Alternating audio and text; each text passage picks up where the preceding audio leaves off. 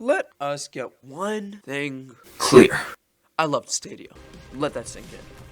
Sure, I know that a lot of people complained about all the problems that Stadia had. There were things that made it better. In this video, we're going to be talking about what Stadia is, the pros and cons of it, and my final thoughts. No, sir. So, according to Wikipedia, Stadia is a cloud gaming service developed and operated by Google. Known in development as Project Stream, the service debuted through a closed beta in October 2018 and publicly launched in November 2019. Brought to you by Wikipedia. Anyway, so how I'd say it would be something more like this. Stadia was an online service, right? And you would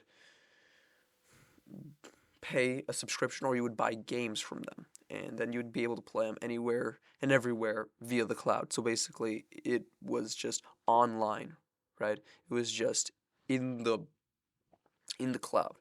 And because of that, you didn't need a super fancy PC setup to play Destiny 2, which really helped me since my first PCs, they weren't designed to be like super fancy gaming PCs. They were literally designed for me to do like some basic editing shit.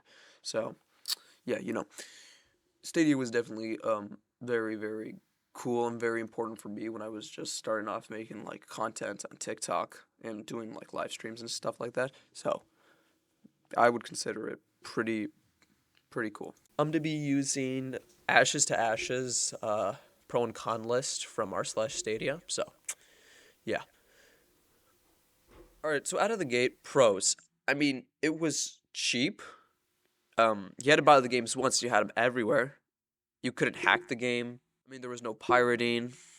Also, you could stream to YouTube, and I guess the best part about it that it was in the cloud and you could, you know, not waste space saving your games. Now, I think some of the cons were that at times it was pretty laggy, sometimes downright unplayable, and it had just some minor bugs. And also, I think the controller was kind of bad, but apparently they're making a Bluetooth adaptation of it, so maybe it'll get good.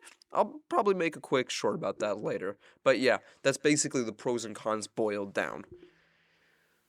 Now, for me, I think the biggest highlight of Stadia was that just because it was cloud gaming, I could do streaming and stream stuff to my TikTok live or just like anything to YouTube, to Twitch in general.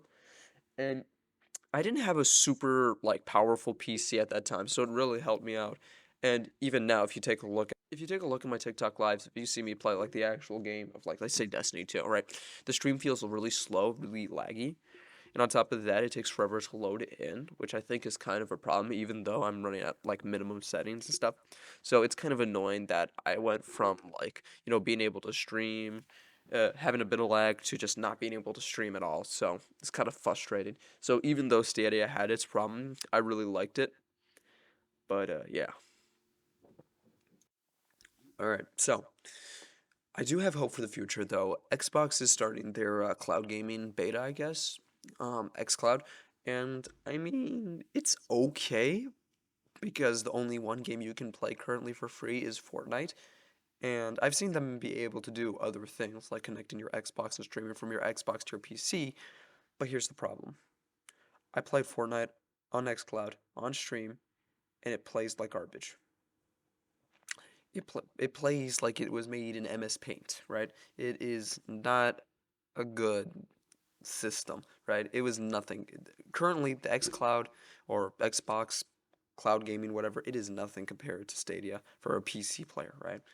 So, um, personally, I really hope that whatever Xbox Microsoft is trying to do, they really learn from Stadia and they learn from their mistakes and do a much better job, right? Because the idea of cloud gaming for me is such a cool idea, and especially since there are some people who can't afford for PC games, that three, what's it called, 1,500, 2,000, $3,000 just for a PC. So personally, for me, cloud gaming would be a really great way to bring in a lot of customers and a lot of people who would really enjoy the game or just enjoy playing on PC. I know for a fact that I would definitely buy a lot of games off Stadia that I could not normally play, right? So that's kind of just my final thoughts for the future. If Xbox does finally decide to continue with the xCloud gaming thing, I just want them to learn from Stadia's mistakes and do better. And I want it to be great. I want a little hope for the future for Xbox, right? So yeah. Well, this brings us to the end of your video. If you enjoyed today's video, may I kindly ask you to leave a like and possibly a comment? Now, if you have any comments, questions, constructive criticism, or cheap shots, feel free to leave them down below. And I hope you have an excellent rest of your day.